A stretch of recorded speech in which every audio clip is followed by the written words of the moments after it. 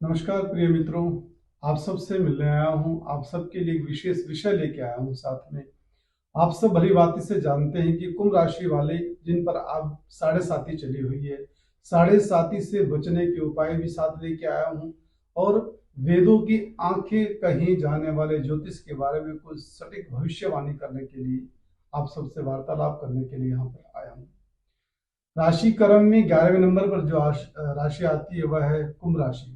कुंभ राशि के स्वामी शनि हैं और लगन और राशि एक ही नाम से संबोधित की जाती है, जैसे कि मेष, वृष, मिथुन, कर्क, सिंह, कन्या, तुला, वृश्चिक, धनु। इस प्रकार से जो राशियां होती है वही लगन भी होते हैं। राशियों का कुंडली में अत्यधिक महत्व है। ग्रहों का राशि पर विराजमान होना, एक ग्रह का एक राशि पर अपने अपने अनुसार, अपनी गति के अनुसार विराजमान होना शुभ संकेत देता है। किसी का समय 2.5 साल का होता है, किसी का 1.25 महीने का, किसी का 1 महीने का, किसी का 1 दिन का, किसी का 30 दिन का, किसी का 2.25 दिन का समय रहता है। अब बात करेंगे शनि राशि। शनि की जो राशि है कुंभ राशि, उस पर शनि का गोचर चल रहा है। यह कह सकते हैं कि शनि आपके हृदय पर अब विराजमान है, विशेषकर कुंभ राशि वालों के लिए। कुंभ राशि वालों, जहां आपने बहुत ज्यादा कष्टों का सामना किया है, वहीं अब आपका समय आ गया है सुखमय जीवन जीने का। कुंभ राशि वाले जिनके स्वामी शनि है, साढ़े साती से चल रही है। पहला समय पिछले 2.5-3 साल का समय उनके लिए बड़ा भयानक रहा है, कष्टप्रद रहा है। लेकिन अब जब राशि परिवर्तन हुआ है, कुंभ राशि पर शनिदेव आए हैं, तो बहुत सारी खुशियां लेके आए हैं। एक ये कह सकते हैं कि धन की पोटली साथ लेके आए हैं, जिसका आपको लाभ अत्यधिक होने वाला है। जो कि आप सब जानते भी हैं कि ये कर्म के अनुसार शनि फल भी देते हैं। शनि को न्यायमूर्ति भी कहा जाता है और जैसा आप कर्म करोगे वैसा आपको फल प्राप्त हो जाएगा। यह आपको ध्यान रखना है कि आप कर्म कौन सा कर रहे हैं। अगर आप किसी का दिल दुखाते हैं, किसी का पैसा हड़प लेते हैं, किसी को चोट पहुंचाते हैं, किसी को विचारों से भी अगर हानि पहुंचा रहे हैं, शब्दों से भी किसी को नुकसान हो रहा है, आपके तन से, मन से, धन से किसी की हानि हो रही है, तो आपको सावधान हो जाना चाहिए। शनि अपनी दशा में उनको फल जरूर देते हैं। शुभता का फल शुभ के रूप में देंगे और अशुभता का फल अशुभ कर्मों के रूप में आपको प्राप्त होने वाला है। इसलिए कहते हैं कि कर्म सदैव शुभ करने चाहिए, कर्म सदैव ऐसे करने चाहिए जिससे सामने वाले को पीड़ा ना हो। अब जिसने जो कर्म किया है वह वो कर्म भोगने के लिए तैयार रहे, क्योंकि अब समय आ गया है शनि के द्वारा फल प्राप्त करने का। आप यह भी जानते होंगे कि आप पर शनि की साढ़े साती चल रही है और साढ़े साती में कितना कष्ट होता है यह भी जानते होंगे। कहते हैं कि अगर जीवन में चौथी साढ़े साती आ जाए तो वह मृत्यु तुल्य कष्ट को भोगता है। अभी आपकी जीवन में हो सकता है भी पहली हो, दूसरी हो, तीसरी हो, वह आपको अपनी आयु के हिसाब से आंकलन करना है। शनि 2.5 साल तक एक राशि पर रहते हैं, 2.5 साल के बाद राशि परिवर्तित करते हैं। उसके बाद कुल मिला के उसी राशि पर लगभग 30 साल के बाद लौट कर वह आते हैं। अब 30 साल, 30 को अब हम डिवाइड करते हैं तो देख लो कि आप पे कौन सी राशि चल रही है। जिनकी उम्र 30 साल की हो सकता है पहली या दूसरी उन पे हो, या अन्य अन्य अपनी आयु के हिसाब से अपनी राशि का आकलन कर लीजिए। अब बात करेंगे कुंभ राशि वालों को क्या लाभ होने वाला है आने वाले समय में। ऐसे समय में आपके मान सम्मान में वृद्धि होगी, आपके व्यक्तित्व में निखार आएगा, लोग आपकी सुनने लगेंगे, आपके न्याय को पसंद किया जाएगा। जहां धन का लाभ होगा वहीं आपको अत्यधिक खर्चों का भी सामना करना पड़ेगा, क्योंकि ऐसे समय में जब धन आएगा तो हो सकता है कि आप अपनी भौतिक वस्तुओं पर ज्यादा धन खर्च करें। आपके जीवन में, आपके घर में, आपके परिवार में जिस चीज की कमी है उस कमी को पूरा करने के लिए आप अपने धन को व्यय करें। इसलिए धन को सोच समझ के खर्च करना है। यह समय आपके लिए शुभता का रहेगा और चारों तरफ से आपकी तारीफें की जाएंगी। लेकिन जब 29 जून का समय आएगा तो आपको सावधान हो जाना है। ऐसे समय में शनि वक्री होने वाले हैं। जब शनि वक्री हो जाएगा तो ऐसा नहीं है कि आपको फल नहीं मिलेगा, क्योंकि जब शनि वक्री होगा तो दृष्टि और स्थिति उनकी मकर राशि पर बनी रहेगी। मकर राशि और कुंभ राशि दोनों ही राशि शनि की हैं, तो इसलिए लाभ तो मिलेगा लेकिन थोड़ा धीरे धीरे आपको प्राप्त होगा, क्योंकि शनि की चाल और गति धीरे है, धीमे चलते हैं वो। इसलिए आपको लाभ मिलेगा लेकिन धीरे धीरे मिलेगा। राजयोग का पूर्ण लाभ आपको प्राप्त होगा। बस आपको ध्यान यही रखना है कि आपने जो धन कमा रहे हैं, जो धन का आपके पास लाभ होगा, उस धन को गलत कार्य में नहीं लगाना है। अगर आपने 1 रुपया भी गलत कार्य में खर्च किया है तो वो आपके 100 रुपयों का नुकसान करने के लिए ही पूर्ण रहेगा। ऐसे समय में अपने धन का सही कार्य में प्रयोग करें। विशेषकर गौशाला में आपको अपने धन का दान करना चाहिए। शिक्षा के क्षेत्र में आपको अपना धन लगाना चाहिए। और अपंग व्यक्ति जिस आश्रम में रहते हैं, जैसे कि वृद्ध आश्रम है या फिर ब्लाइंड आश्रम है या अपंग आश्रम है, अपंग लोगों पे भी अपना पैसा खर्च कर सकते हो। जो कमेरा वर्ग के जो लोग हैं उन पर आपको अपना धन खर्च करना चाहिए, उनकी मदद करनी चाहिए। ऐसे धन को आप खर्च करते हो तो धन को और आप रूप में प्राप्त कर सकते हैं, अत्यधिक लाभ आपको प्राप्त हो सकता है। बस आपको अपनी मनस्थिति को गिरने नहीं देना है, अपने मनोबल को बढ़ाए रखना है। इसके लिए आपको धार्मिक शास्त्रों का अनुसरण करना होगा, धर्म के रास्ते पर चलना होगा, पुरोहित इत्यादि से साधु संतों की सेवा करनी है और उनसे सलाह लेते रहना है, जिससे आपके धन का दुरुपयोग नहीं होगा। साथ ही एक बात आपको और भी याद रखनी है कि अप्रैल अंत 2024 में गुरु बृहस्पति केंद्र में आ जाएंगे और केंद्र में आने से आपके कार्यों को गति मिलेगी।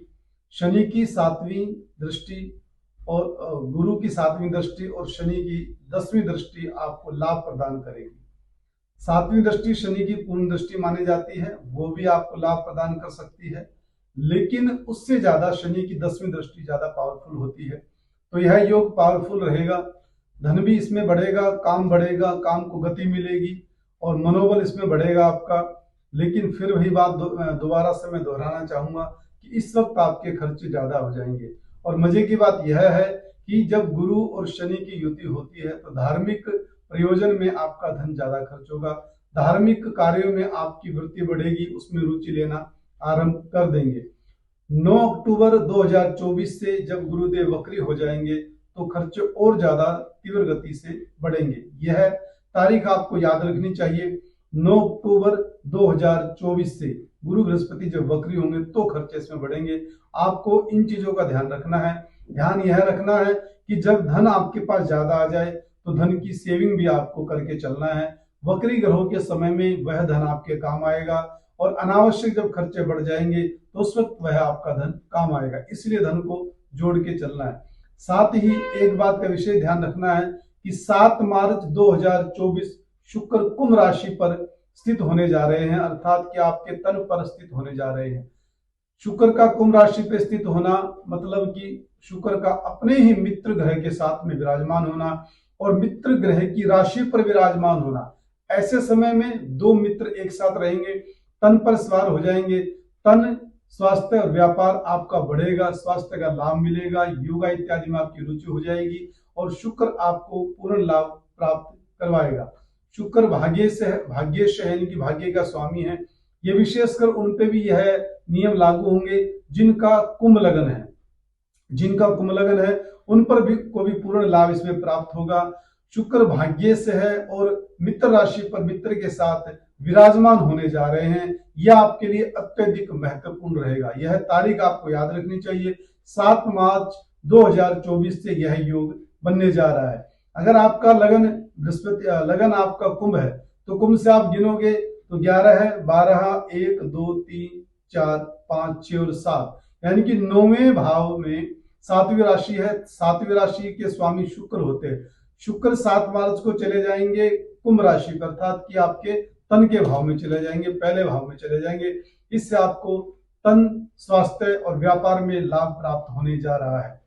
साथ ही आपको यह भी ध्यान रखना है कि 31 मार्च 2024 में शुभ आर्थिक स्थिति को भी ठीक करने वाले हैं, यानी कि शुक्र जो है वो आपकी आर्थिक स्थिति को ठीक करेंगे। तारीख आपको यह भी याद रखनी चाहिए 31 मार्च 2024 से, क्योंकि शुक्र चले जाएंगे अगली राशि पर, यानी कि मीन राशि पर चले जाएंगे। मीन राशि शुक्र की उच्च राशि है। यह रिसर्च है, यह रिसर्च की बातें हैं, यह स्वाध्याय की बातें हैं। यह स्वाध्याय जो किया गया है यह मेरे विशेषकर उन सभी सब्सक्राइबर्स के लिए किया गया है जो एक विश्वास से मेरे साथ जुड़े हुए हैं। उनका विश्वास बना रहे, उनकी श्रद्धा बनी रहे, इसलिए यह प्रयास आप सबके लिए किया जा रहा है कि आपको जुड़ने से कुछ लाभ मिले। क्योंकि हमारे चैनल का जो उद्देश्य है वह यही है कि आओ चले धर्म की ओर, धर्म को कैसे बढ़ाया जाए, धर्म का प्रचार और प्रसार कैसे किया जाए। मैं अपने हिंदुत्व का आपको एक प्रमाण देकर चलता हूं कि जिस प्रकार से मैं अपने धर्म को निभा रहा हूं, अपने धर्म को निभाए, अपने धर्म का अनुसरण करे, अपने धर्म के अनुसार चले। धर्म को मानो तो धर्म की भी मानो। तो इस प्रकार से आप चलेंगे, जहां आपको वेदों का ज्ञान होगा, वेदों से लाभ होगा, वहीं आपको ज्योतिष से भी पूर्ण लाभ प्राप्त हो जाएगा, सहजता से प्राप्त हो जाएगा। अगर आप अपने धर्म की रक्षा करेंगे तो प्रिय बंधुओं, धर्म भी आपकी रक्षा करेगा, धर्म आपकी हानि नहीं होने देगा, क्योंकि आप मानव है और मानव को मानवता की लाज रखनी चाहिए, यही आपका धर्म है। इंसान हो तो इंसानियत का परिचय देना चाहिए, यही आपका धर्म है। और जिस प्रकार से वेदों पर विश्वास किया जाता है, उसी प्रकार से राशि, नक्षत्र, योग, कर्ण, मुहूर्त इत्यादि पर भी आपको विश्वास करके चलना चाहिए। और जैसे मैंने आपको बताया है कि 31 मार्च 2024 में आपको आर्थिक स्थिति में लाभ मिलेगा, यह आप बात नोट कर लीजिए, क्योंकि यह शुक्र की उच्च राशि है। 24 अप्रैल तक धन का लाभ आपको प्राप्त होगा। अब देखिए, 31 मार्च से 24 अप्रैल तक आपको धन का लाभ प्राप्त होगा। यह 100% होगा, 1001% आपको लाभ प्राप्त होगा। यह आप तारीख नोट कर लीजिए। और धन को प्राप्त करने के लिए आपको उत्साहित हो जाना चाहिए, बशर्ते आपको जब धन मिले, अर्थात कि लक्ष्मी का योग मिले, तो लक्ष्मी का अपमान आपको नहीं करना है। अगर आपने लक्ष्मी का अपमान किया तो भगवान विष्णु का अपमान हो जाएगा, और लक्ष्मी का अपमान, भगवान विष्णु का अपमान एक ही बात है। फिर आपको कंगाल होने से आने वाले समय में कोई नहीं रोक सकता है। तो इन चीजों का ध्यान रखना है। और एक बहुत ही महत्वपूर्ण बात, वेरी वेरी इंपॉर्टेंट, एक तारीख नोट कर लीजिए, 19 मई से 12 जून तक मालव्य महापुरुष योग बनने जा रहा है। 19 मई से 12 जून तक यह योग भी आपको बहुत लाभ प्राप्त करवाएगा। तो इस लाभ से भी आपको लाभान्वित होना है और अपने जीवन में हर खुशियों को इकट्ठा करना है, खुशियां बनी रहे, क्योंकि पद प्राप्त करना बहुत आसान है, पद को संभाल के रखना थोड़ा सा मुश्किल होगा। थोड़ा क्या, बहुत ज्यादा मुश्किल है। अगर आपने अपने पद का दुरुपयोग किया तो आप पद से भी बुरी तरह गिरेंगे और समाज में भी आप निंदनीय कहलाएंगे। इसलिए पद मिलने के बाद उसको संभाल के रखना है, और संभाल के रखने का एक ही उपाय है कि आपको धर्म के अनुसार चलना है, आपको धार्मिक बनना है, अपने देवी देवताओं की पूजा करनी है, सभी देवताओं को मानना है। और सभी को एक साथ कैसे माने, तो सभी का वास गाय में बताया गया है। गाय का पालन पोषण करना है, गाय का मान सम्मान करना है, गाय की सेवा करनी है, सभी देवताओं की पूजा हो जाएगी। क्योंकि जब तक बुद्धि का विकास नहीं होगा तब तक धन का भी आप लाभ प्राप्त नहीं कर सकते हैं। अगर आपके पास बुद्धि नहीं है और धन बहुत सारा है तो धन का प्रयोग नहीं कर पाओगे। अगर आपके पास धन बहुत सारा है और बुद्धि आपके पास नहीं है तो भी धन का प्रयोग नहीं कर पाओगे। अगर आपका तन सही नहीं है तो ना बुद्धि का इस्तेमाल कर सकते, ना धन का इस्तेमाल कर सकते। कहने का भाव यह है कि तन, मन और धन तीनों का स्ट्रॉन्ग रहना बहुत जरूरी है, तीनों का स्वस्थ रहना बहुत जरूरी है। तीनों में से एक भी अगर हटा दोगे तो दो का लाभ आप प्राप्त नहीं कर पाओगे। एक और विशेष बात चलते चलते आपको बता देते हैं कि जुलाई का महीना हो सकता है कि आपके लिए शुभ ना हो। जुलाई का महीने में थोड़ा कष्टों का सामना आपको करना पड़ सकता है। इसलिए जब भी शुभ समय आए तो उसमें ज्यादा खुश नहीं होना है, और जब बुरा समय आए तो उसमें ज्यादा दुखी नहीं होना है। इस प्रकार से अपना संतुलन बना के रखोगे, जहां आपका जीवन खुशहाल हो जाएगा वहीं आपके परिवार को भी किसी प्रकार की हानि नहीं होगी। और साथ में करना है राम नाम का जाप। अगर राम का जाप करोगे, कहते हैं कि राम से बड़ा राम का नाम जब साथ लेके चलते हैं तो सारे ग्रह, सारी राशि, नक्षत्र मंडल आपको आपके प्रतिकूल नहीं, आपके अनुकूल रहेंगे। अगर बुरा समय आता है तो भी आपको सहन शक्ति मिलती रहेगी, और जिसके पास सहन शक्ति होती है उसी के पास कहते हैं कि ब्रह्मांड की सारी खुशियां स्वतः ही चली आती हैं। इसलिए अपने धर्म का प्रचार प्रसार करते रहो, राशियों पर विश्वास करते रहो, और कुंभ राशि वालों प्रसन्न हो जाओ। हनुमान जी की पूजा करने का समय आ गया है, शनिदेव से वरदान प्राप्त करने का समय आ गया है, और आपके लिए विशेष लाभ है। राम नाम का जाप करना है और हनुमान चालीसा का पाठ करना है, आपका सदैव कल्याण रहेगा। इसी के साथ अपनी वाणी को विराम देना चाहूंगा, और अगले विषय के साथ जल्द ही आपसे मुलाकात होगी। तब तक के लिए जय श्री राम, जय श्री कृष्णा, जय भारत माता।